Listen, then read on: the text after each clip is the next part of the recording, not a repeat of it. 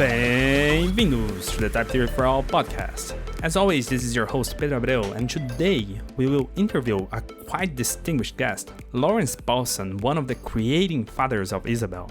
We will talk about the development process of Isabelle, how he drew inspirations and ideas from LCF and Boiler Moore, what tools were used, its strengths and weaknesses, all about the historical context at the time. We also briefly talk about his formalization of order and completeness theorems in Isabelle, and many other things.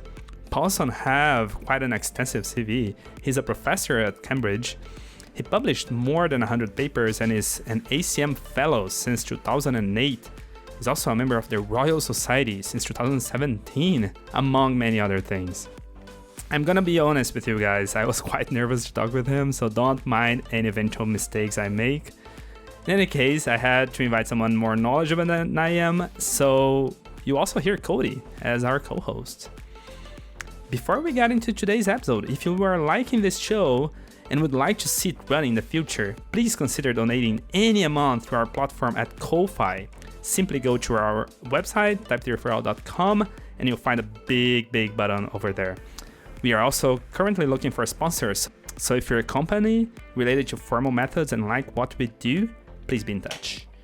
So, without further ado, let's get into it!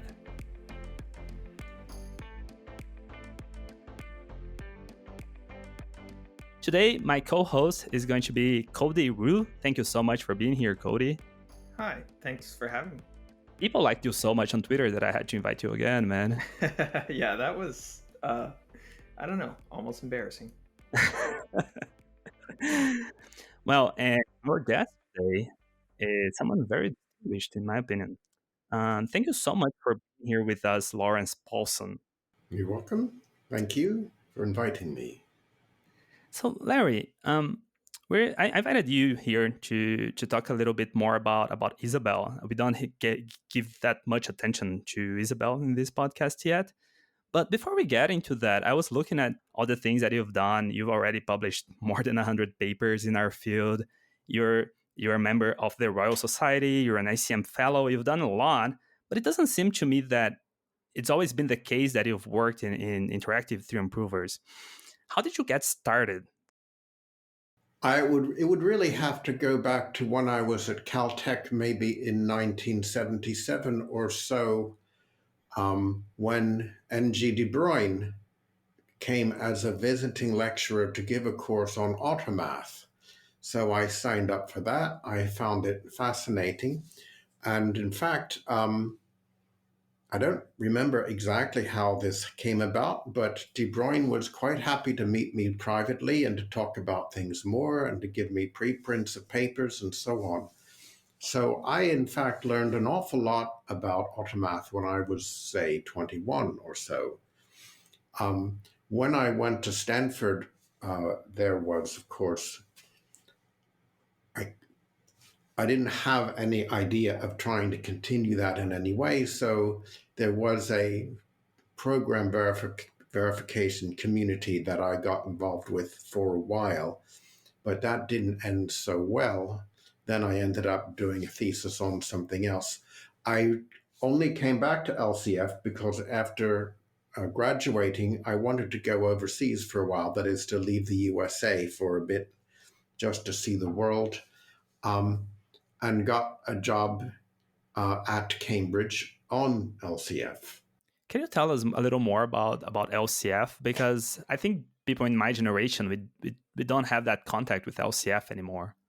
It's odd because it's the basis of most of the systems that people use, and they've lost track of all the ideas. And if I may plug my blog for a moment, I tried to make a point of making blog posts about exactly this sort of thing, things that people have forgotten and shouldn't. So LCF introduced the idea that you got your proof assistant, but it's very boring to keep typing often the same commands over and over again. So Robin Milner had the idea, why not give the user a programming language, which is their top level, that they can then automate whatever they want because they have the fully fledged programming language in which they can tell it to do whatever they want repeat things, do crazy algorithms, all under program control. And so they would never feel obliged to repeat themselves anymore.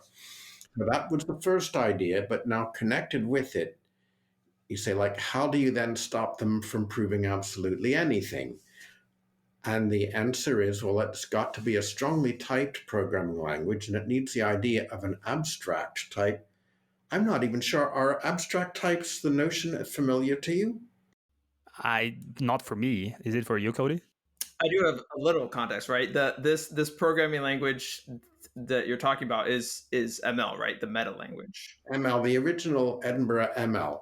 But yes, I think program type abstraction was a fundamental aspect of programming language design in the 70s, and it seems to have been forgotten in the way types seem to work these days. Kind of modularity is often transparent, but the idea of an abstract type is you implement an API, and inside the API is the code implementing the API, but you have no idea whatever how the code works or what the internal data structures are. So outside the abstract type, it provides the services of the API, and they're all perfectly sealed, so you can't tamper with them. And the point of that in a theorem prover is you don't want to allow people to put together any formula they like and call it a theorem, because obviously most formulas are not theorems. So you say, we're going to take the inference rules of our logical formalism and put them inside the abstract type. So the API is literally the inference rules of a logical formalism. And if you want to prove a theorem, you have to prove it by calling these API functions to generate theorems. And clearly the theorems that you generate will only be the ones allowed by the calculus. So if your meta language, your ML, remember we're talking about a proof assistant, which is going to be programmable. But if the logical calculus itself is sealed up inside an abstract type in this way, then the code that you write cannot possibly prove something false. And that is the key idea. And this idea has a name, right? I'm blanking. I'm not sure it has any name other than the LCF architecture. Okay, I'm very bad at remembering names, but it seems to me that it has something like the X principle name. But the other thing you hear is a proof kernel. Now, you get a lot of misconceptions. So some people think, oh, this is propositions as types, right? Because you got a type of theorems and therefore, but no, this has got nothing to do with propositions as types. The other thing people imagine is that this is saving proof objects somewhere. And this is the exact opposite. In fact, one of the explicit design goals was not to save proof objects, because back in 1972, when Robin Milner was doing this stuff, he found he ran out of memory very quickly. And I think even today, although I'm sitting here with my machine with its 32 gigabytes or whatever, and people still run out of memory because their proofs are a lot bigger. And I never saw the point of wasting memory if you don't have to. So the whole point of the LCF approach is you don't need to store proof objects, because your architecture has guaranteed that only legitimate proofs can be made. Right. Though one might argue that, modern ML language usually has these sort of escape hatches theoretically into these abstract types. If it does, it's not an abstract type. Well, okay, fair enough. I know OCaml had some escape hatches. There is nothing creditable. I mean, this is, shall we say, different from Rust, which has escape hatches, because there you really have to do performance code. But there I think you are aware that you're cheating if you do that, if you deliberately escape the type system. I don't know that even OCaml lets you break type abstraction, because if it does, then what is the point of having it in the first place? Well, I mean, it does in a very explicit way, right? Which is this object, module with these magic types where you can sort of Okay, I don't really, know, Camel. Um, but it's there for the same reason as in Rust, right? It's really when you need to break things because you're doing systems things or you're doing very low level things. um, Sometimes you need to break things, but not to break type abstraction. If what you're saying is true, you're basically saying it is not possible to make a logically sound theorem prover in OCaml. Certainly, this was the case earlier. There was a time when all strings in the Camel language, the original Camel language, were mutable, which meant you could change any string into any other, and of course that breaks the thing totally. Um, and that is not a suitable meta language for a proof of system. Okay, so we have a very good meta language for proof of systems, and ML was being used to develop LCF. And you were working on LCF with LCF in Cambridge. So you were working implementing LCF or working using LCF? Well, it's funny, just exactly today I published a blog post on this. But anyway, let me tell you. So when I arrived in 1982, Edinburgh LCF had been built, and there it was. It was implemented partly in Lisp and partly in its own ML. Oh, So the interesting. Lisp was partly the ML implementation was coded in Lisp, but also because ML was extremely slow, a lot of the low-level logic functions were also coded in Lisp. Um, Over time, at Cambridge for the next couple of years, I decided to rebuild some things. I got the ML compiler to run much faster by getting it to actually compile the Lisp code that it generated. So it translated ML into Lisp, which was then interpreted. But if you could compile it, you could get something like a factor of 20 speed up, which clearly is very noticeable. I added some other things to the logic, like existential quantifiers and or and things that had been left out for some reason. And I added a whole bunch of tactics and tacticals to give it a much more expressive language, to make it much more usable and comfortable. And again, this is odd because I said I just wrote the blog post exactly today, so it's all fresh in my mind. LCF stands for Logic of Computable Functions, and this was a logic that nobody really wanted. It's a logic of domain theory with continuous functions and Scott domains. And there was a brief flash of interest of this in the 1970s that coincided with denotational semantics.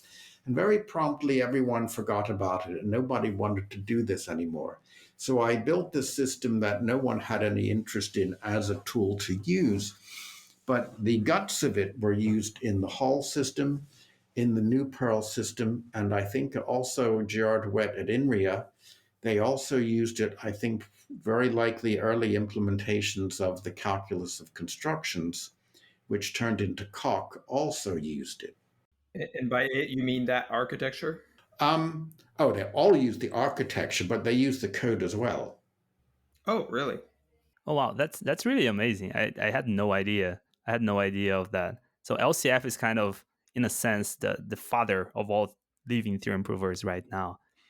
Well, for Hall, I think even a lot of the code is inherited. And you could check, I suppose, you can download the sources of these various versions of LCF and Hall if you wanted to check, how much code is still there.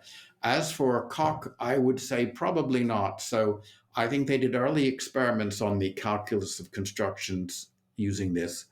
They then built their own ML, so they built the first Camel system and so on. I believe Coq has an LCF architecture inside, but I'm not certain. You also mentioned that you actually came in contact with this world of theorem provers through Automath. Does Automath and LCF has anything in common? Not really. I've heard people refer to Automath as an ITP, as a proof assistant, but look, seriously, nothing that takes a deck of punch cards as its input can be called a proof assistant. It's a very important, Automath was an absolutely transformative technological development, but it is not a proof assistant in the modern sense at all.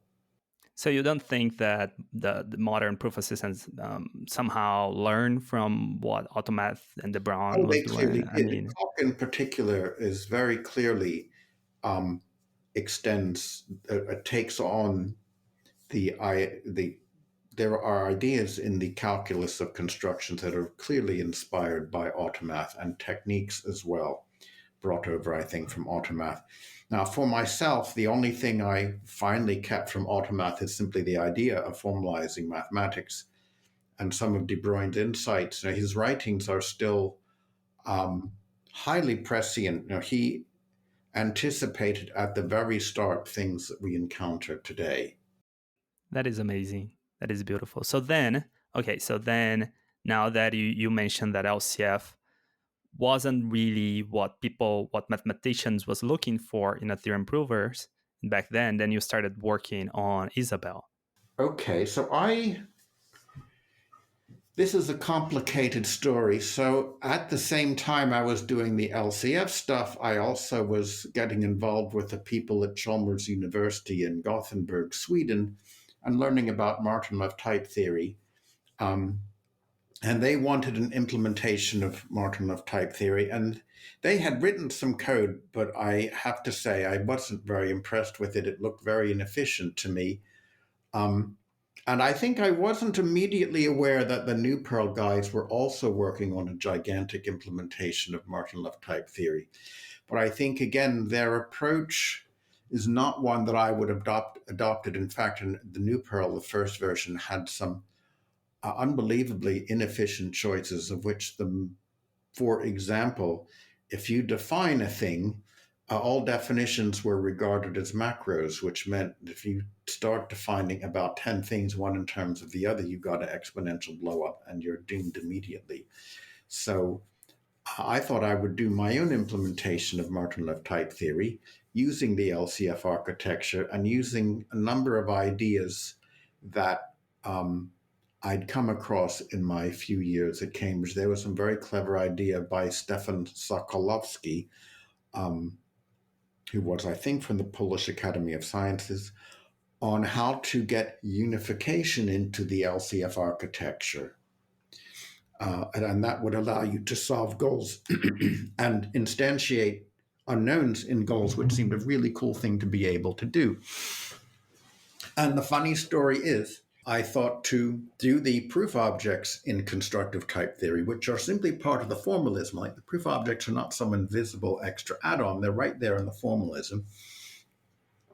And if you want them to work, clearly you're going to build them up using this unification process. And it was clear that ordinary first-order unification could never do the job because these things are full of lambda terms. And it was purely by chance that when on a visit to Gérard Huet in INRIA a couple of years earlier, he had this tendency to suddenly start raving about something. So one day he went to the blackboard and wrote all this stuff, of which I retained very little, except that maybe this would solve my problem. So somehow I managed to remember what it was called, higher order unification, and dug up the paper, photocopied it and so on, and figured it out and said, yeah, this is exactly what I need. And I remember he was going to visit us in Cambridge, and I spent 3 days frantically implementing it, like as intensively as I could, to get this wretched thing running so I could say, look, Gérard, I implemented higher order unification. But the funny thing was, I put it in so that I could deal with the unification of the proof terms in Martin-Left type theory, but I soon recognized that with higher order unification, the original LCF approach could be generalized in a very powerful way. You see, in the original LCF approach, every inference rule is a function. It takes its premises of the rule or the arguments of the function, and when you call it, it checks the premises are well formed, and its result is the conclusion of the inference. So that's what an inference rule is. But there are a lot of disadvantages of that. The main thing is if you want to do a backward proof, you have to write another function, which is the inverse of this function, to take apart your subgoals. And then you need to tie it up somehow with the actual inference rule in the first place so that you can get your theorem out in the end. So there's a lot of ugly work involved. And I realized with higher order unification, I could throw all that away and simply say, you can have declarative syntax in which you write your rule, and your rule is simply a piece of syntax which, through higher order unification, you can unify the premise with an existing theorem if you want to go forward, or you can unify the conclusion with something else if you want to go backwards. So you can suddenly stick rules together by unification and grow your proof kind of in all directions at the same time. I see, like a prologue. Very much like Prolog. Indeed, it is Prolog with higher order unification, basically. And what all higher order of unification is, it is simply unification where you have typed lambda terms so that you can, sometimes you have to invent functions to solve a thing, which means it's undecidable in general. That's not as bad as it sounds.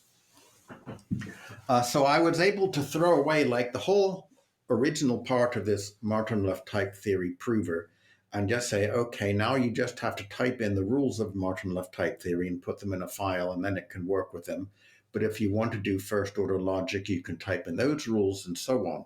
So suddenly I had an implementation of a logical framework, probably before, around the same time, the notion of logical framework was being talked about. And in Edinburgh, they invented a thing called the Edinburgh Logical Framework. But there was no implementation. Now, my situation was the opposite. I had an implementation, but at the time I didn't have any kind of logical explanation of exactly what it was doing. And later it turned out, I thought, why don't I take the Edinburgh Logical Framework and throw away all the proof terms? And Thierry Coquin, you know of him, he's clearly from the Coq type theory world. So Thierry was, I think, my postdoc at the time, and he said that's nothing but intuitionistic higher order logic. So I was very happy to hear that, because that meant there was no need to justify a new formalism. I could just say, okay, I am using intuitionistic higher order logic as a logical framework, and that is the underlying basis of Isabelle. Yeah, that's very cool. It's great to hear about this stuff, which I had a passing knowledge of. This is really a fun story. Of course, Thierry, I don't know. I have a philosophy where, Thierry was part of this French group of logicians, and then he moved to Gothenburg, and so he sort of became more aligned with the Swedish school of type theory. And so there's this kind of fun genealogy of like how people approach type theories in different countries. And of course, it's not like per country, basis, but there are some trends and philosophies. Well, there are, of course. So, okay, this is the setup when you started developing Isabelle, because now you have the proper formalism on how to think about these inference rules and how to actually implement a very easy to use, let it put it that way, very easy to use interactive theorem prover.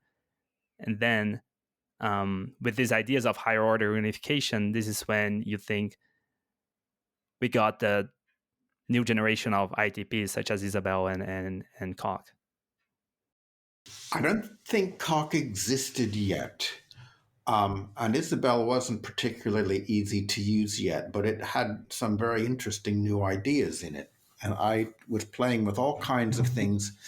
I tried to do a little program synthesis in Martin-Luft type theory because it was being pushed at the time as a very principled way of doing program synthesis. Now, as far as I know, that never got anywhere. And indeed, the experiments I tried, it was really quite hard even to do the very small programs and make them come out. But it was certainly, it could do things that other proof assistants couldn't do. But just to put you in context, at the same time, the people with the Hall system, where I think they had already verified a microcomputer design of Mike Gordon's. So they were looking at, they were trying to do real hardware problems. And Hall, I guess if you say around 1990, had really exploded around the world. What for people who wanted to verify hardware, today, while I was sort of tinkering with Isabelle and doing a lot of cool experiments, but I don't know that it was that good for anything in 1990 or so. I'm surprised that you didn't mention Tobias Nipkow yet. Okay, well, he wasn't there at the very beginning. So I'm trying to remember when he did come. I had some awful grant with some, well, money is always great, but the objectives of the grant were ridiculous. But I was able to hire Tobias, and we agreed he wouldn't try to implement any of the objectives of the grant because they didn't make any sense. I'm trying to remember exactly when he came, but it may have been around 1987. And he was very enthusiastic and energetic. And I think one of the first things he did was he wrote a really good parser, which is still a parser used today for Isabelle. I'm talking here about the parser of the formulas, not the parser of the kind of outer language. Okay. He already was very interested in simplification. In fact, he came as a rewriting expert. So he wrote the simplifier, which he did a lot of simplification experiments involving a prologue style approach at first. And then I think he threw that away and wrote a new simplifier. If you look at his papers from the late 80s, there are a lot of things about rewriting in Isabelle. And then his first really, really big contribution, he decided we had to compete with Hall. He was actually always very competitive. We have to do this because other guys are getting ahead of us. So he said, we really have to compete with Hall. A big limitation of Isabelle at the time, well, we could say it was very pure, but pure things often are rather limited in what it could do. So I had one kind of variable, and this variable could stand for any syntactic purpose in a logic, and they could all be used in rules. And that was fine for the types of Martin-Luff type theory. So if Martin-Luff type theory, you could have variables for the types, variables for the terms, and they would be kept apart because there was a kind of internal type system, exactly what Martin-Luff called his calculus of arities, actually, but Martin-Luff's arities are just simple type theory, in fact. So it had its own internal type system whose job was to keep track of the syntax, so that one thing is a term, another thing is a type, another thing maybe is a dependent type, so it is a mapping from terms to types, and all of those could be kept apart. But now for higher order logic, types don't work that way. Types are kind of attached to things, so that if you have true, the type Boolean is attached to it. And the fact that true is Boolean is not a thing you infer, it comes for free with the syntax. So Tobias wanted to be able to support higher order logic directly, and that meant a lot of really pervasive changes that involved using the internal polymorphism of Isabelle, which had previously been kept away from users, and allowing it to be actually available to users, which then introduced his whole his order sorted polymorphism, which he had to introduce in order to regulate polymorphism, because if you did it in a naive way, everything would fall apart. So he, of course, his own background in rewriting and unification was extremely helpful here, because he invented this refined polymorphism that allowed us to put in higher order logic in a way that looked like higher order logic, allowed us, if we wanted to support many ordered, many sorted first order logic, which is, of course, something like higher order logic, but not higher order. And all of those different things could suddenly be accommodated in his system. And then somehow he, and presumably now Marcus Wenzel, as he was then, came in and went from the order sorted polymorphism to the axiomatic type classes, which have since taken over the proof assistant world. I mean, this is one of the things I understand the least about Isabelle. Is this kind of this distinction between the user level situation and the implementation level situation? Essentially, this logical framework stuff. Can you just expand on it a little bit? Yes, this is another thing that confuses everybody. When you have a logical framework, it means at a minimum you have certain notions that are built into the system. So the notion that one thing implies another, because you can't write an inference rule without that. The notion that a thing is somehow holds for all x, because so just to be clear, we're talking essentially what would write in paper as these horizontal proofs, that is a good way to put it. So the notion of implication I'm talking about would be written as a horizontal rule on a piece of paper. The thing that I would call, say, universal quantification is typically written in the book as some kind of asterisk saying X is not free here or there. Right. And also, to go with that, the notion of a built-in definition as a kind of meta-equality. So these are part of the logical framework. And one of the great things there, just to contrast with both Coq and Hall, so you'll note that every Coq proof begins with intros, if you know Coq. And every Hall proof begins with a thing called strip tack, which is doing the same thing. What they're doing is removing a prefix of quantifiers and implications from the thing you're trying to prove. And that's because everything that they prove in these systems is a universally quantified implication, because that's mostly it's a couple of things imply the conclusion.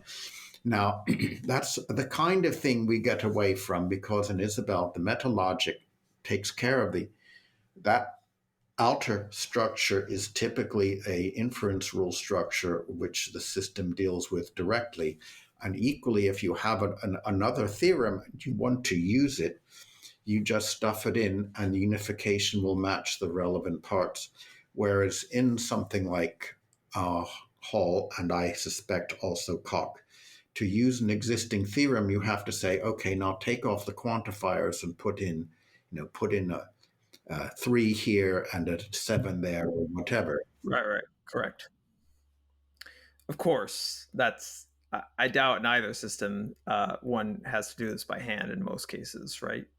Because there is, on the top layer, there's unification happening. Well, they will typically, I know that in Hall there are things you can call to do this, but the fact is you still have to call them and it still has to be done. Not by the kernel, but yes. Yeah. I've noticed that you talk about a lot about the difference between Isabelle and Hall. Correct me if I'm mistaken, but nowadays I've seen a lot of mention as if Isabelle and Hall is the same. Was there some sort of merge between them? No. Okay, so firstly, the Hall family is quite big. So there's Hall 4, there's Hall Light, there's a thing called Proof Power, and there might be a couple of others. They're all very close to the original LCF. So one of the distinguishing things is that you still have, if you enter most of these systems, you are literally at the front end of an ML system. And if you want to type the definition of the factorial function and calculate the factorial of 18, you can do it because you got the whole programming environment there. So Isabelle Hall is implementing essentially the same logic as those systems, although it's extended with type classes in particular. But otherwise, higher order logic, they all go back to a paper written by Church in 1940, and in that sense, they're all similar. But the actual prover is completely different. No, Isabelle is based on a logical framework, and everything that you do, is done in a very different way. Gotcha. Gotcha. Thanks for the clarification. Now, you say that higher order logic, and correct me if I got this wrong, but simple types and simple type lambda calculus is more or less the same thing? Not quite. So these first you have the lambda calculus, the untyped, which is a cool thing, but it's not usable as the basis for a logic because it would be inconsistent, as Church discovered. Then, if you put types on top of it, you have a much weaker calculus, but now you can no longer define fixed point combinators that lead to contradictions. Now, if you put on top of that a few logical inference rules, that's where you get higher order logic. So, if you like, the simple type lambda calculus is the syntactic base of higher order logic, as it is of Martin-Löf type theory, although Martin-Löf calls it the calculus of arities. But if you look at it, it is actually the same thing as a simply typed lambda calculus. So the calculus, so Martin-Löf type theory is pretty much the same as simple type lambda calculus. Well, all it's doing is saying a particular constant, like the pi symbol, takes two arguments, and when it has both its arguments, it's what they call saturated, which means it doesn't want any more arguments, and it can be regarded as a well-defined thing. And the first argument for a pi operator is going to be a type, and the second argument is going to be a dependent type. And so you can assign arities to all those things, and all that simply does is tell you when have you written a well-formed type, in this case a pi type. But the system of arities is essentially simply typed lambda calculus. Gotcha. Sorry to talk about this so much, is because we see this in papers every single time. Like, we're just talking about simple type, about Martin-Löf type theory and this and that, but for a new researcher like me, it's not very clear what exactly they mean by that, because I think it's already lost in history. What is like the actual definition? What does it actually mean to be Martin-Löf type theory? You know what I mean? Well, things have changed a lot. That's actually why I left the Martin-Löf type theory, because it is a thing where ideas keep changing, and certainly then it was a thing where you had to go along or you had to find something else to do. I find this fun and exciting, right? So one of the beautiful things of the calculus of constructions is there's this very uniform treatment given to this, like Lawrence says, there's this kind of arity calculus and the lower level calculus that allow you to do the proof constructions. And then, Barrandred came along and the lambda cube was created, and it gave this very uniform treatment to all these different type systems at these different levels, which is elegant, but arguably not really, not necessarily that relevant to building an actual system that proves these things, right? Because, you have practical considerations. Well, that's theory, and I have nothing against theory. You can't build a good system unless you know some theory. But I never, this was even in the very beginning with Ultramath, I always had anxieties about it looks right, but how do you know it's really right? And I never really had an answer to that. The only answer was these basically strong normalization proofs. And that wasn't the kind of answer I wanted. Now, for Martin-Löf type theory, there's a very simple answer. As long as you accept the Heiting's interpretations of the logical constants, you can read them off in rules of Martin-Löf type theory directly, and you can say, yep, that's it. He's captured exactly what Heiting had in mind. And indeed, it would be very interesting to see how Heiting would react to the direction constructive logic has taken today. Now, in the case of higher order logic, again, the interpretation of things is very, very simple. Could you expand a little more on the differences and the sort of things that you can and cannot do when comparing Hall and full-fledged dependent types as Kokan's calculus, as COC in this case, or CIC? Well, I think the contrast of what you can do is a key question of the age, and I think people are exploring it now. It's clear that something like Coq or Lean in its full calculus is much more powerful than higher order logic in terms of what they call proof theoretic strength. Um, when that matters is the interesting question. So it's very easy to see that higher order logic lives in a tiny little fragment of set theory called Zermelo set theory. That is not Zermelo-Fraenkel set theory, but just Zermelo set theory, which is like basically the bottom level of set theory. Higher order logic lives in that, and so I suspect does nearly all mathematics. Now, the calculus of inductive constructions goes well beyond even Zermelo-Fraenkel set theory, and I gather you need something like Tarski-Grothendieck to make sense of it once you start bringing in universes. So you have here a kind of vast world. And the key question is, when do you need it? Yeah, I think there's an interesting question. But there's also some pragmatics here, which is, what can you easily encode using dependent types that maybe is not so easy using, simply typed higher order logic, and vice versa. What is kind of nice and pleasant to do when you're implementing a system based on higher order logic that now becomes kind of scary and difficult when you're implementing a dependent type system. Well, you have different things happen. So just last week at the CoqOfOcaml conference in Tbilisi, which was a great event, by the way, so I saw a talk about graded rings. And graded rings they seem to be where you have a family of carrier sets. And when you multiply an element in different carrier sets, they end up in a third carrier set, and there's a calculation there. And I know a lot of people would say, oh, yeah, that needs dependent types. But that isn't true. What is true is that the carrier sets cannot be types in simple type theory. So, of course, they were using Lean and they were using types, and they ran into a problem very quickly, which was that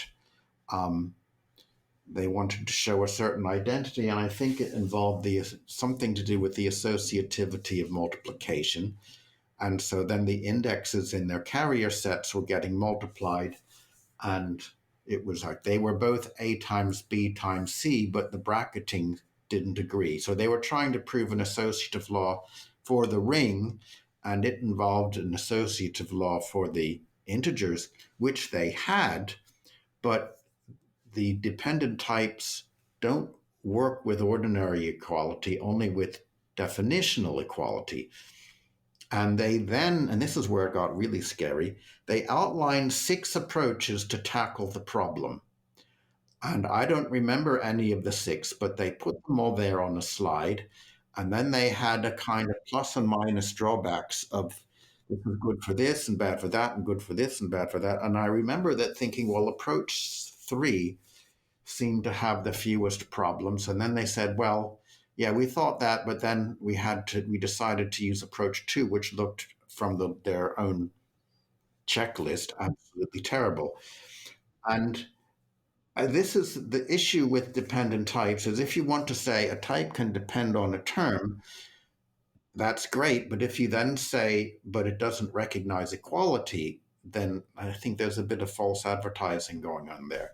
No, I don't know. I would like to try and take a look at graded rings myself, but for our group, it is a matter of the manpower we have and whether that is a priority for us to look at that particular example.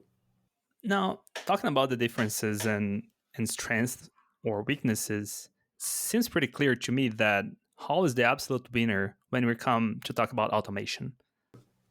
You mean Isabel, I hope. Right. Sorry. Yes. Isabel is the absolute winner. There is so many automation tools.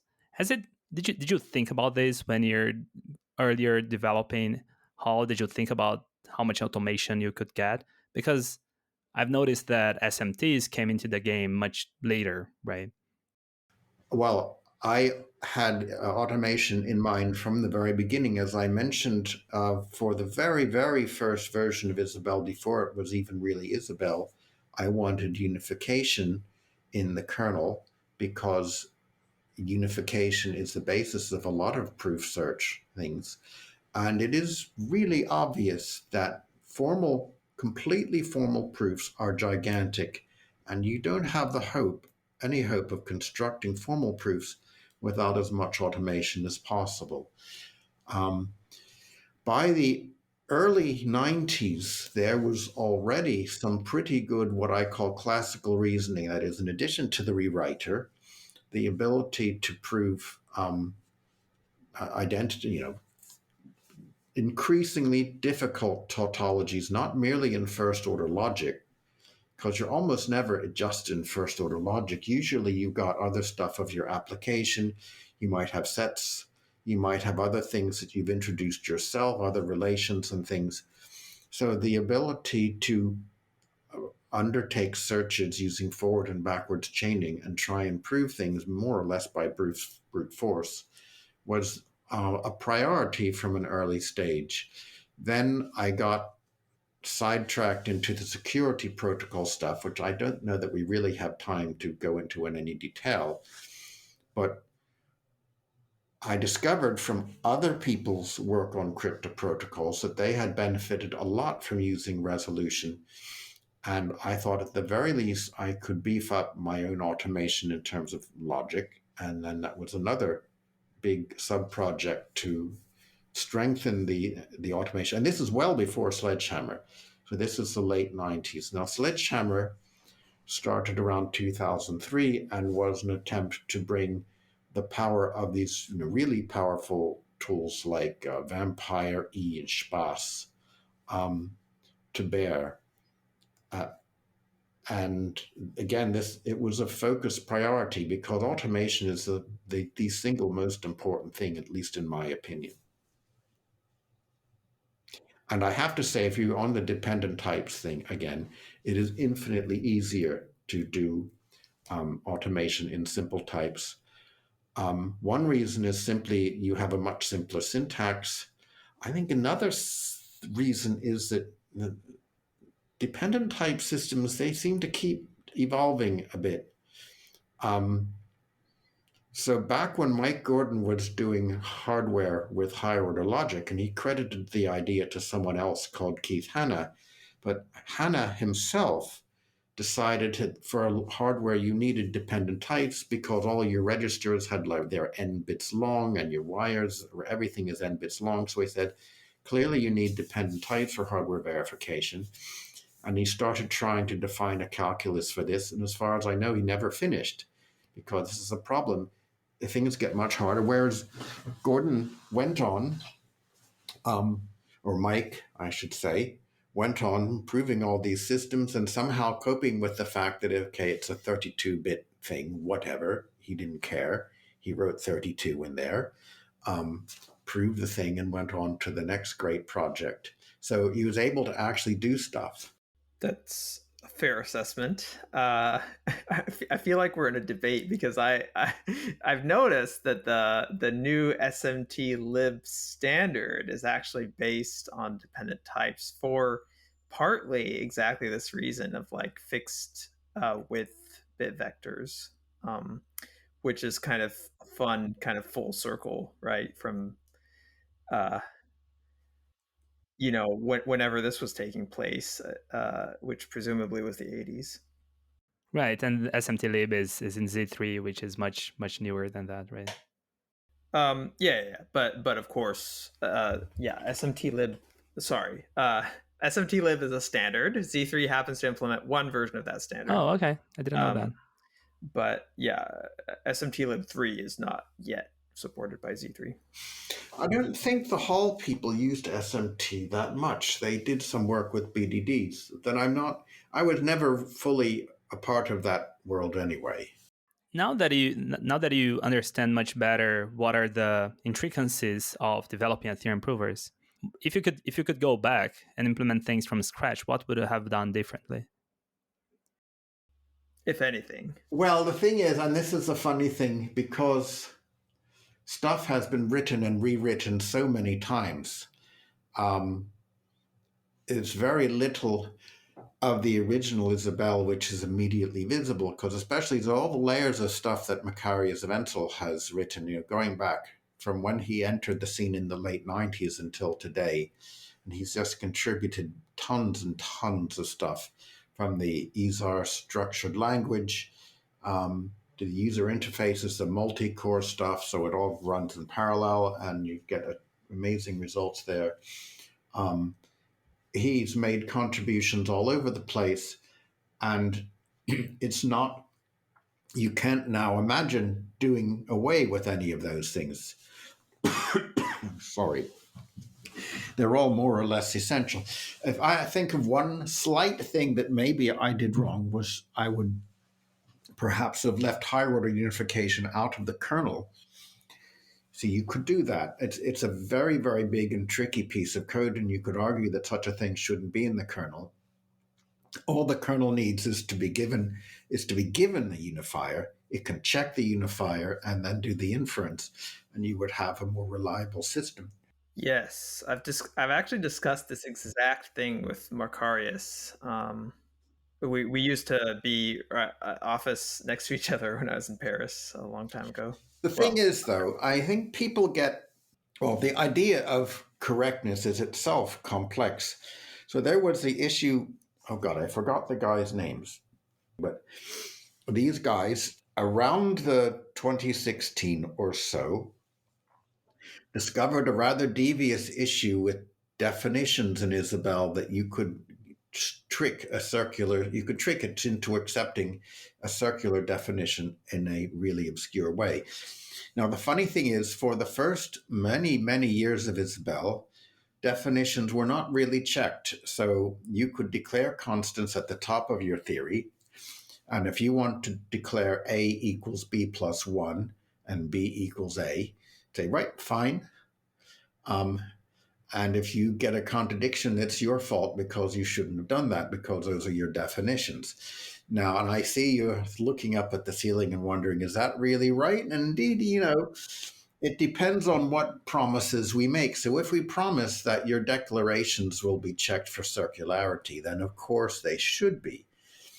Although your definitions can be non-circular and still completely wrong. So I will always say you're always responsible for your own definitions. But anyway, they discovered at some point, people put in circularity checks, but these guys discovered an incredibly devious way of getting a circular definition through.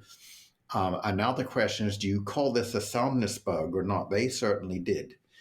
And then what they did in response to that, well, they managed to fix it. And at the same time, they did a whole formalization of the Isabelle Hall's formalism, I should say, including the type class system, because I think type classes had been involved, or type definitions had been involved, in order to prove that this new check that they implemented really guaranteed the soundness of definitions.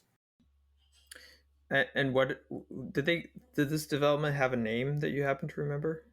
I can almost remember the name of one of the authors, but I will hardly mispronounce it. It is something like André Klunsar. I could probably look him up later if you want to know and give you the exact reference. I noticed that you're pretty lenient about allowing circular definitions. Why is that? Oh, we don't allow that anymore. We did in the 90s, and we had more important things to worry about. Gotcha.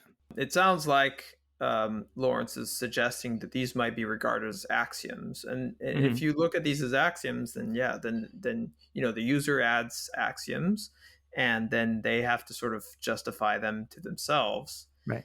But if you regard them as not axioms, but just like, say, shorthand for something else, then the system had better check that these. Well, this is one of the things that probably happened in the 80s. I think it was Mike Gordon who said we need to distinguish definitions from axioms.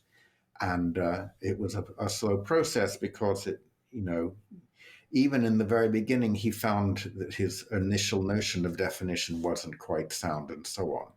So talking about things that are more important to work on, I've noticed that you invested a significant amount of research in induction recursion. Is it that hard to get it right?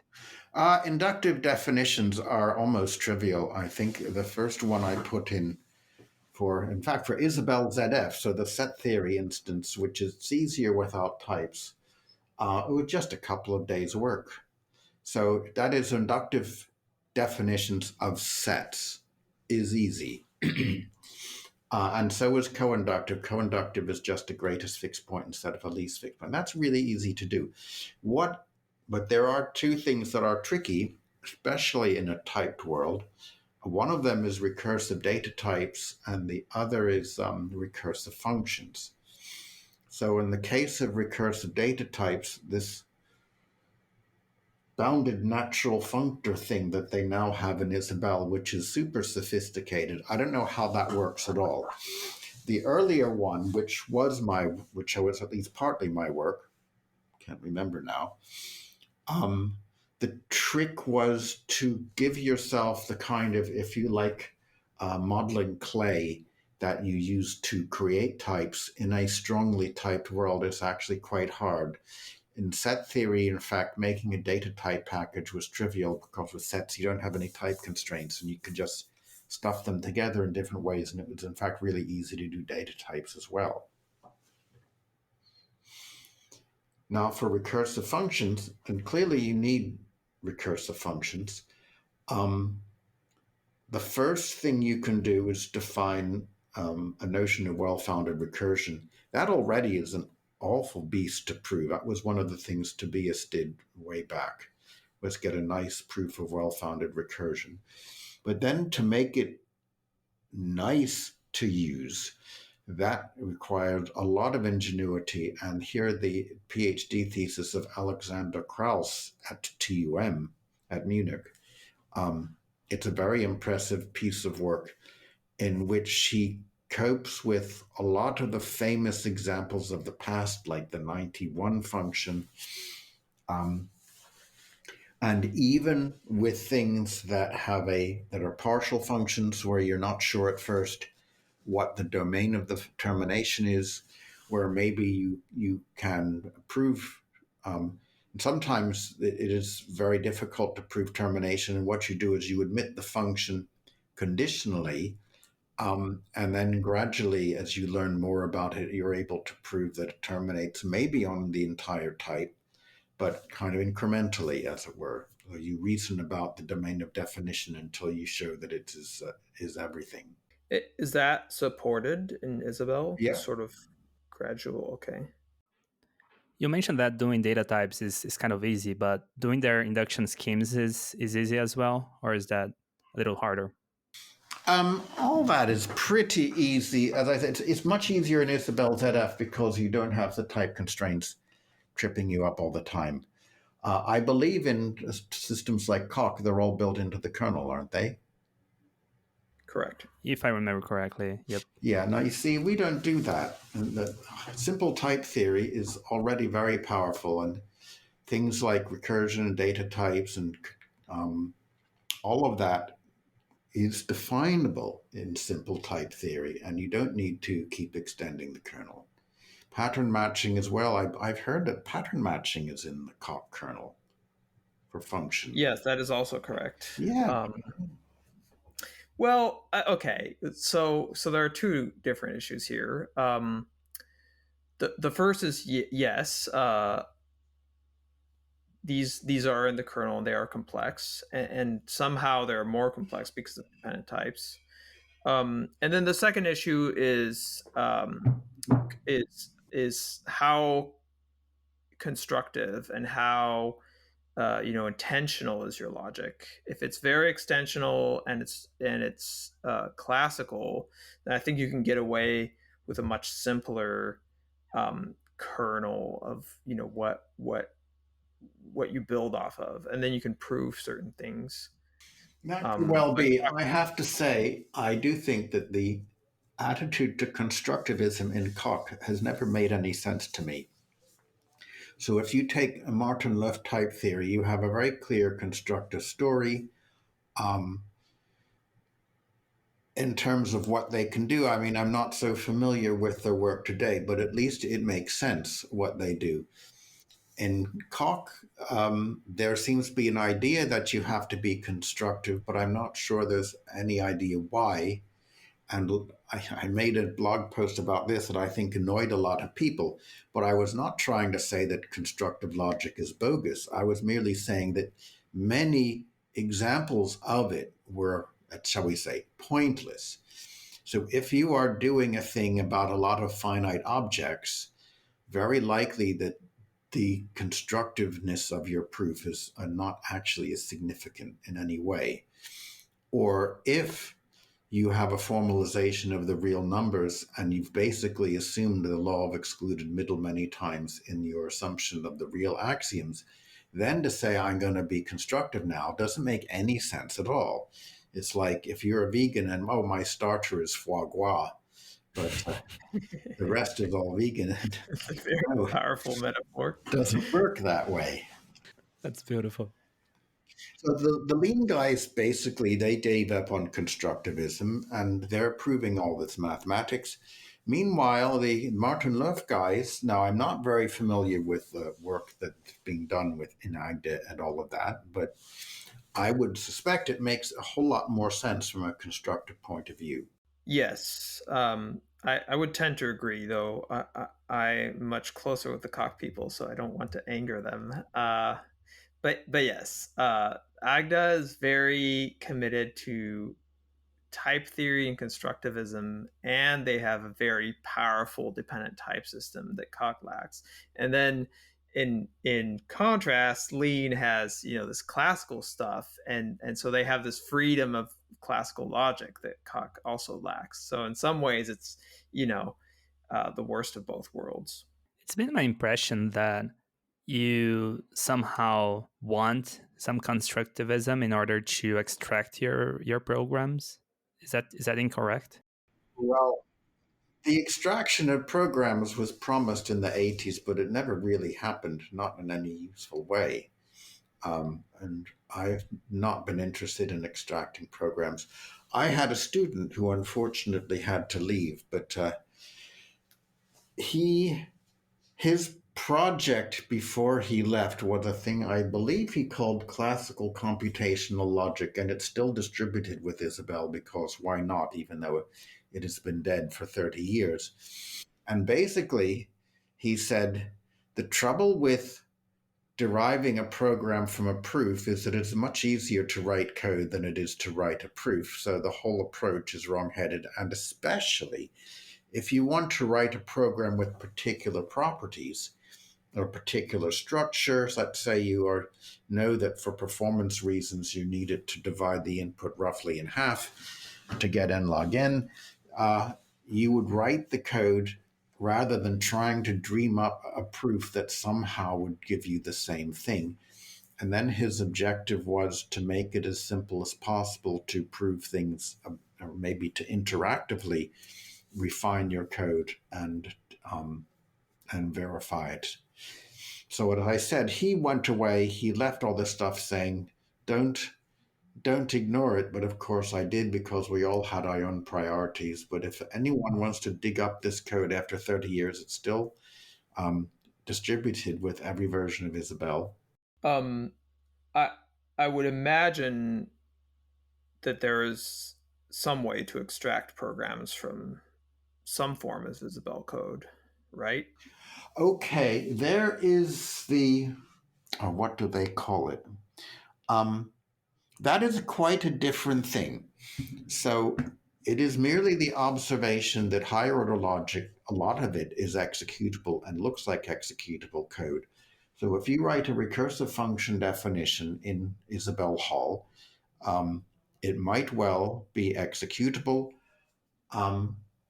And what you can then do is say, right, turn this into code in my favorite programming language and run it. That is not quite the same as extracting code from a proof. I guess they also call that program extraction. And in fact, I think they do the same thing in Coq. That is, you run actual stuff you've written? Yes. Okay, so that is different from. Well, it's a little complicated. There are roughly two things, right? You can run Coq code directly, or you can say this is Coq code, but actually it's, if you squint your eyes, it's OCaml code, and you can just generate actual OCaml source code from the Coq code. You can also do some Haskell as well. But can you, the idea that I prove this theorem in Coq saying for all x exists y something, is there a way of getting from the proof object an executable? No, There no, is actually. There is, because that's also a Coq function. So you can actually get the function in OCaml for that, especially if it's an that existential, right? that's not quite true, unfortunately. Okay. That idea is kind of fallen out of fashion. So that's really interesting because that was the point of the whole thing long ago.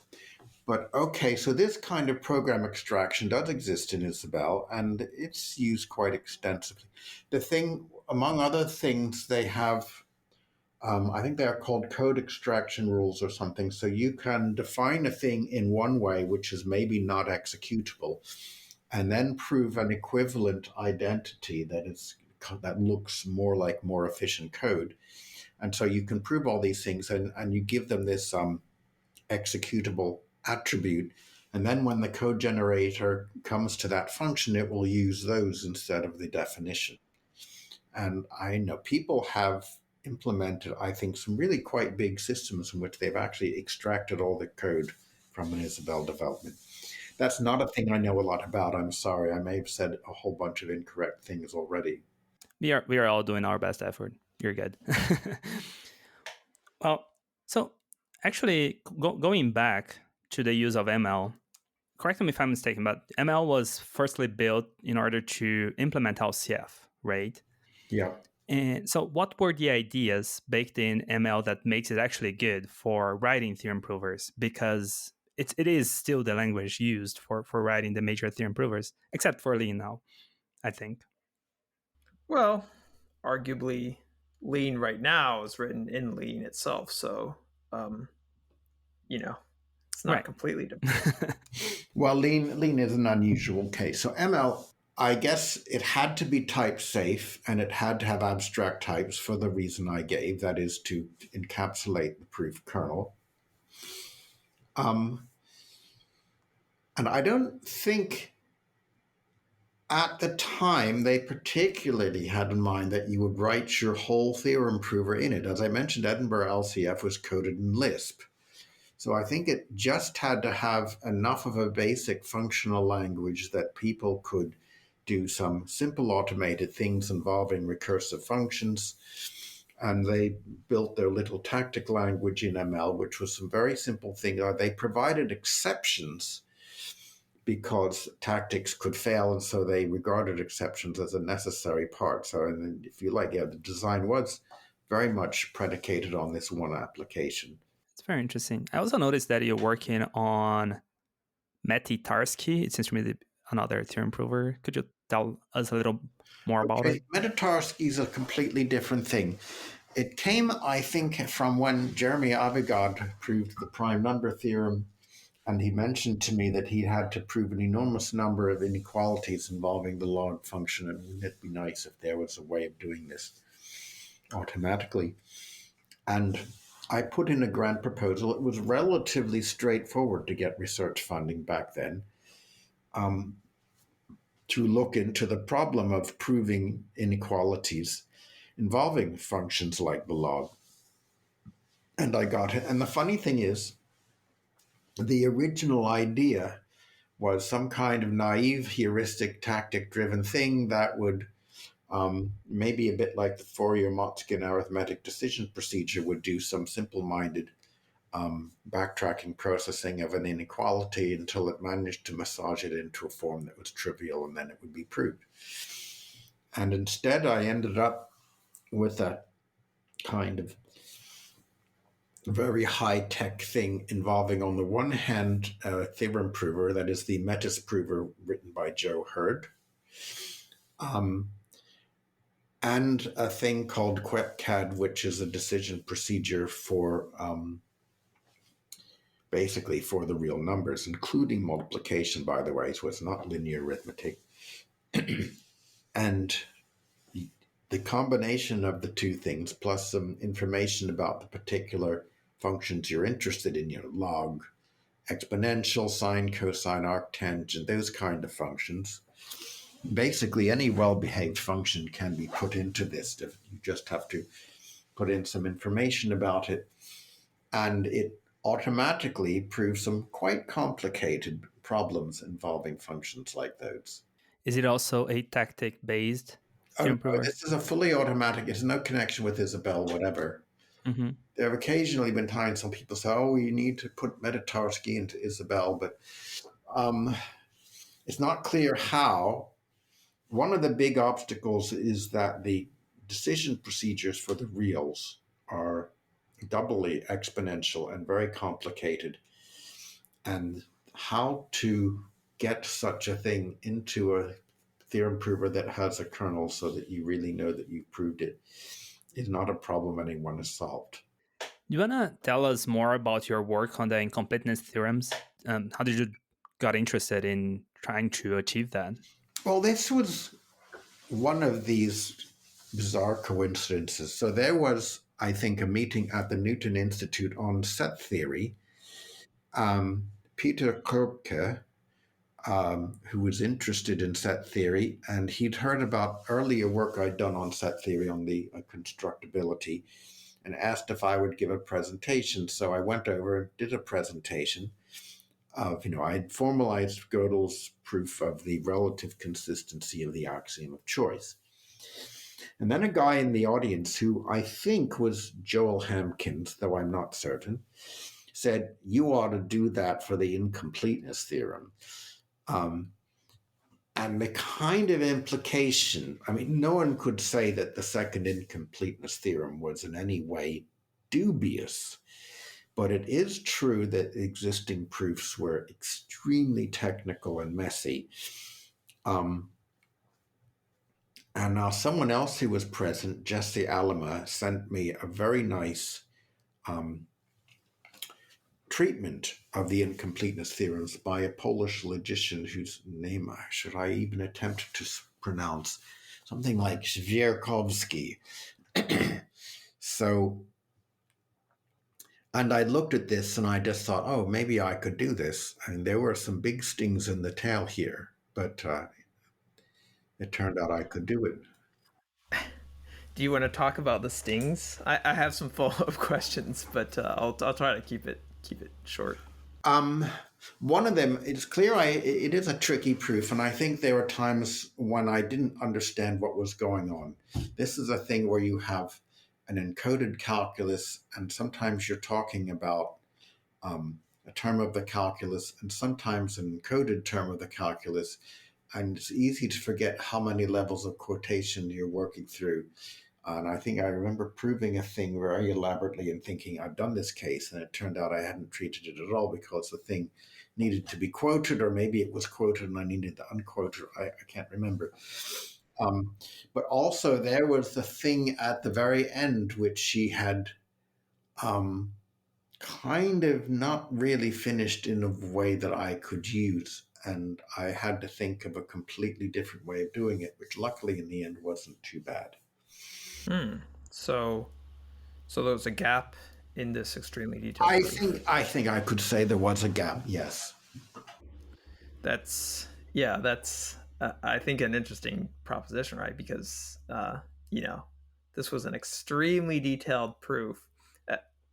I'm sorry, I'm rambling, but as a historical side note, Gödel was famous for being extremely punctilious about his proofs, and spending months and months writing them up. And even he sort of was writing up the second incompleteness proof. And at some point he's like, I'll write up a much more detailed version of this, but this is the basic idea. And then he never actually wrote up that second version. So even Gödel was kind of like, this is too messy. You get the gist, which was very uncharacteristic of him.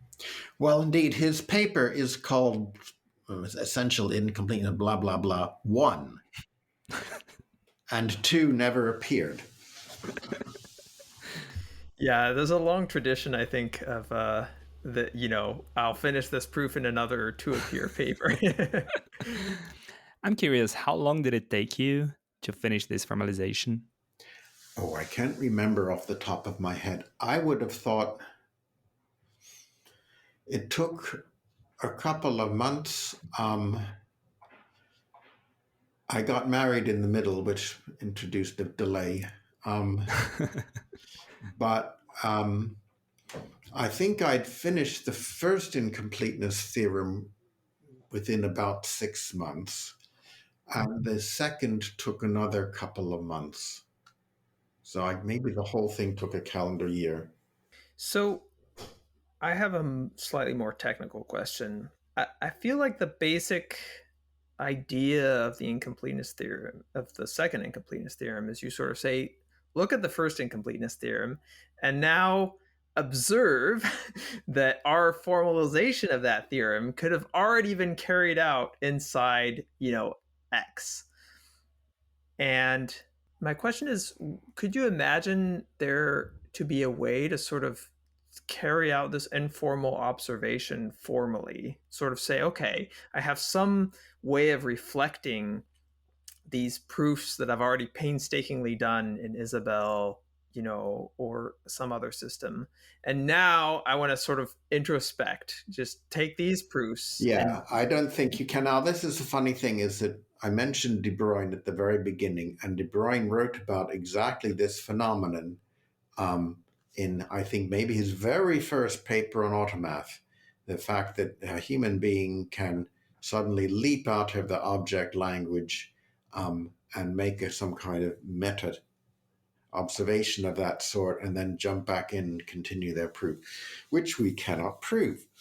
So what is done instead, if you look at these more rigorous proofs of the incompleteness theorem, they don't follow the line that you just took, although they, in a sense, they do a more concrete version of the same thing. So to reach the second incompleteness theorem in this particular approach chosen by Sviarkovsky, it is necessary. Remember, the incompleteness theorem, this particular version at least, posits a particular formal calculus and proves that that calculus is incomplete. And in the course of doing this, you end up devoting thousands and thousands of lines to proofs within this calculus itself. So many of the Gödel numbering constructions have to be shown correct in this calculus itself. So this is, if you like, the equivalent of saying that the argument could be done in the calculus. So you literally are doing parts of the algorithm in the calculus. Okay.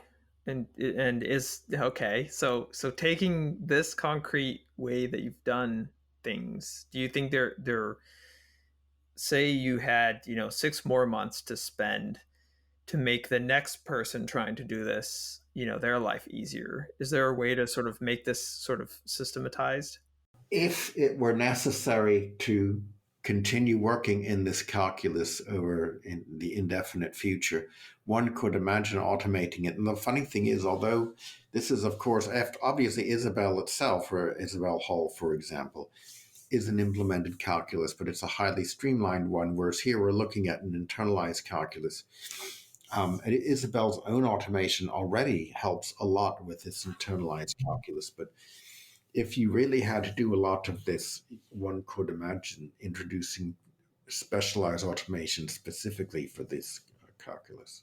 So, since you have done such a big proof and big use of Isabelle, in your point of view, what are the biggest pain points of the theorem prover? I don't particularly notice anything that is bad. We are working on search, and that is a thing I would say is work in progress. So at the moment, you can search reasonably well of all the stuff loaded in memory, but you're searching for it in a kind of low-level way. You have to know something of its syntax, So something of maybe a bit of what it's called, like part of the name or the constants appearing in it, or maybe a sub-expression appearing in it. And that is somewhat powerful, but sometimes you want to know, like, do we have in the library anything about a Lebesgue measure? And what one of my postdocs, so Janos, is working on his Serapis search engine, in which, in theory, you could type in something like Lebesgue measure or uniformly continuous function, or he has a vast vocabulary of mathematical terms, and it will try to find things anywhere in the Isabelle libraries that match up with these. Now, it's very difficult to do because many of the theorems about, say, Lebesgue integration do not have any hint in their name. And he's he's tried a lot of approaches, and I know some people are using Serapis. Certainly, if you're doing an Isabelle proof and you are trying to find a theorem, it's a thing you could consider. At the moment, it's a website that you call.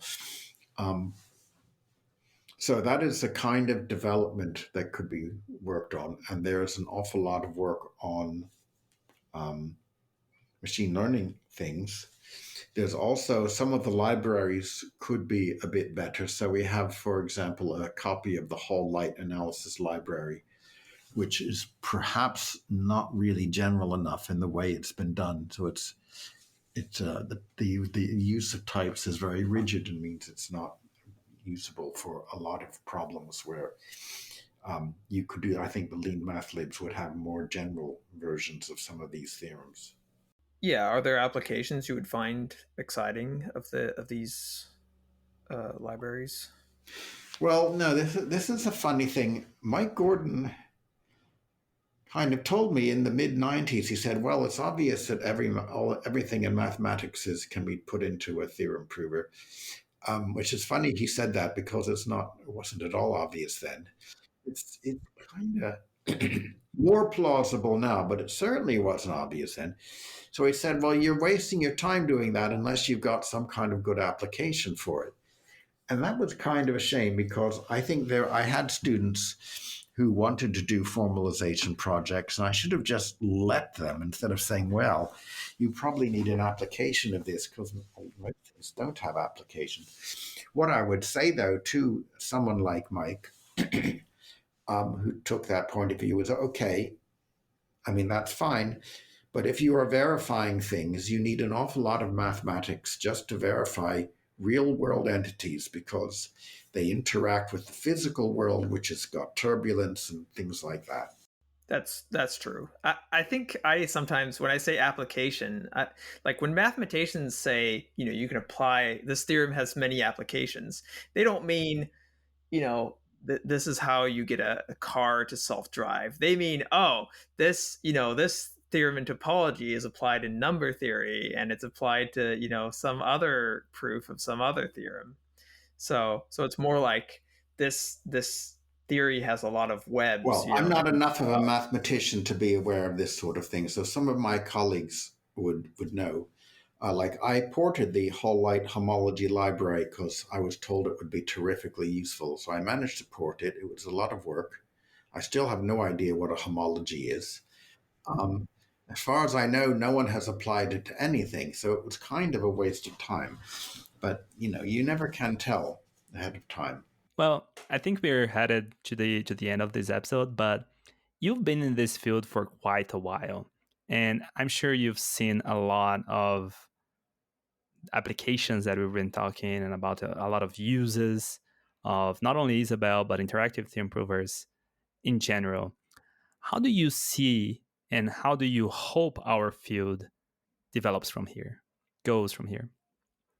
Well, I'm impressed. I have to say, I have to give Kevin Buzzard credit for bringing in loads of mathematicians. It's a shame they're all using Lean, but never mind. They're doing some amazing stuff. Just as the Coq people, I don't want to seem I'm down on Coq. People like Asia Mabubi have done tremendous things, really tremendous things.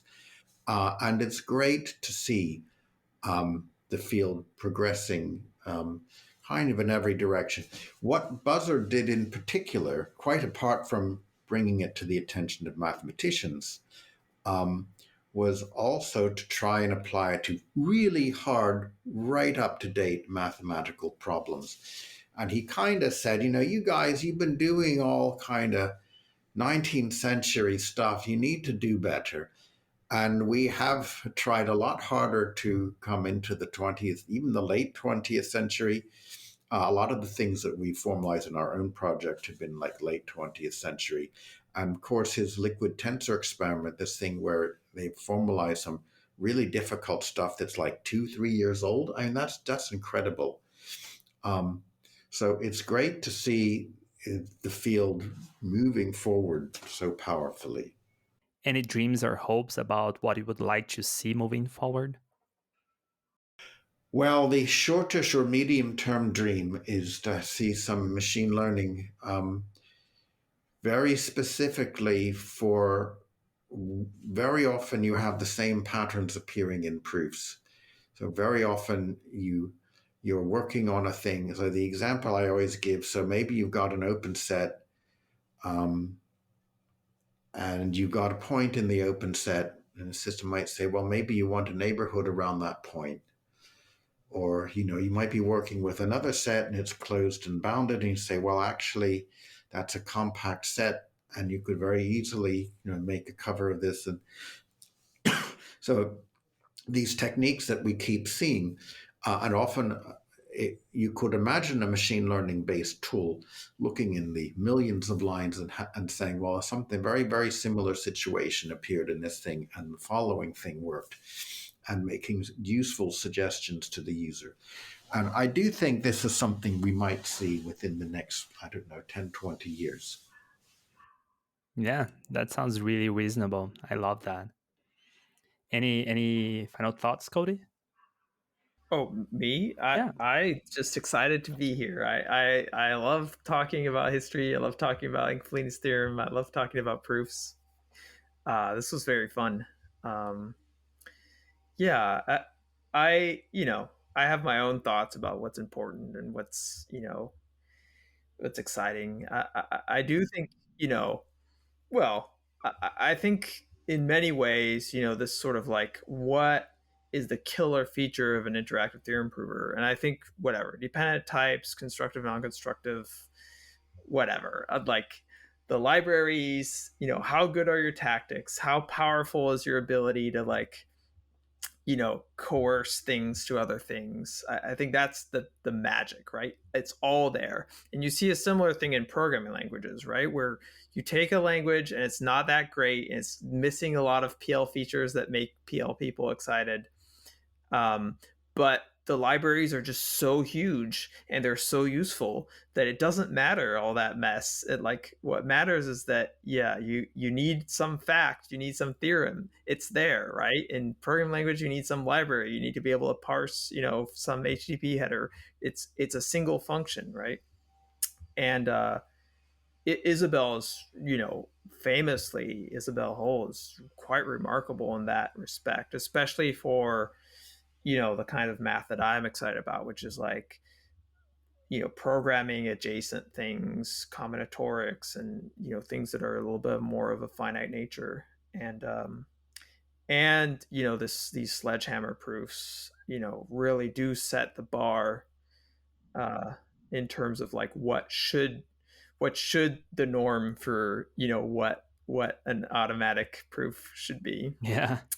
And so I thought all that was exciting. I also like this notion of the LCF principle. I actually wish we had talked a little bit about the logic of LCF, because that like Lawrence said is a little bit lost to time, I think, and I've never really grokked it myself. Partiality is this like big problem in proving things. Yeah, it's all about partial functions, and it's about doing these kind of fixed point logic proofs that people liked doing in the 70s. But the number of examples is actually quite small, and then that's it. One thing that I noticed as well, since we're at it, let's talk about it a little more. But I've also noticed when I was looking at the papers of Isabelle related to LCF, You also mentioned Boiler More, Yep. which we didn't bring it up. What is that? Wow. Yes, I guess people, it's like, who were the Beatles exactly? I am so sorry. I'm ashamed of myself. Actually, Well, Boyer and Moore theorem prover still exists, and these guys are still alive. Um, Way back, I guess it came out in 75 or so. It's quite an unusual logic. The syntax is embedded in pure Lisp. I think at the time the prover was written in a fuller version of Lisp. Um, and it could do inductions automatically, and it could write out English language descriptions of what it was doing. And it could prove a lot of things. And in fact, the first proof of the incompleteness theorem was done using the Boyer-Moore theorem prover by someone named Shankar, who then became part of the PVS team. What they eventually did with this Boyer-Moore prover was they re-implemented it as a thing they call ACL2. This is very clever. So it is a computational logic, which is what they called their logic. It's now a much richer but purely functional subset of Lisp, and it's written in its own language. So if you like, they did the lean thing way before the lean guys did. So they have implemented ACL2 in ACL2. It's still quite powerful. It's a very quirky system. The logic is like first order logic with, I think they have some kind of weak quantifiers. And the logic is actually very constructive. It's actually so constructive that the law of the excluded middle is valid there. And the reason is because everything you can write is executable and terminates. And that being the case, everything you can write is decidable. Therefore, they can actually use the law of the excluded middle. They've used it, it's still used, I think, in hardware verification. One of the things is that the performance is so high that you can run a simulation, so you can prove things about a design. And at the same time, you can actually run the design and simulate it, and then you have like two different views of the same design. I remember talking with someone from ARM that they used ACL2. That is pretty cool. They probably use a lot of tools there. For sure. Yeah. Hardware verification is definitely one of the big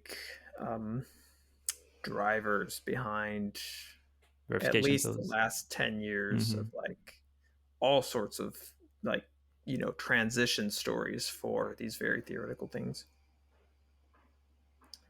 And as a side note, because it's a small world, this is perhaps unsurprising, but I think Shankar went on and then was hugely influential in a lot of things like Z3, like Y3, like Daphne, right? That's interesting. I knew him since when he came maybe in 84 to join us as an intern. And he was already obviously brilliant. But I don't, it's funny, having wanted to verify code, I never actually did. And now I'm 67, so it's clear that I never will. But I didn't follow Shankar's work in those areas. He did not create those systems, but I think those systems were both created by students of Shankar. So certainly there was like the era of the time was that reasoning about programs should be like taken seriously. Well, I think that pretty much wraps up very well our conversation. Is there anything that we didn't talk about that you think would be worth mentioning, Lawrence? I think we've covered things pretty well. Any questions that I didn't do but I should have? No, I think we've covered things quite nicely. Well, that's perfect then. Thank you so much for being here. Thank you for taking some time to talk with us. As I mentioned, I think my generation is like, we're so young. We definitely lost a lot of the, insight and intuition of another time almost. I've never heard Boiler-Moore logic before, for example, and just bringing these things to my attention. I didn't know much about LCF either. So just by talking to you and looking at these things, I learned so much about, the historical perspective and what were the ideas trying to be born back then and why people were doing that and why did it kind of move forward the way it did, right? And I think it's very important to talk about these things and to bring our attention to those so that we don't constantly try to reinvent the wheel, right? Yes, you do see the same ideas do come back again and again. So people need to be aware of the past. I am very excited to take a look at those blog posts you said that you've been working on. That's definitely one of the reasons we talked to begin with, is that you've started getting very active on your Twitter and on your blog posts, which are just so enlightening to read. I really appreciate that. So thank you so much. Thank you for your time. Thank you for writing. Thank you for everything, Lawrence. You're welcome, and thank you.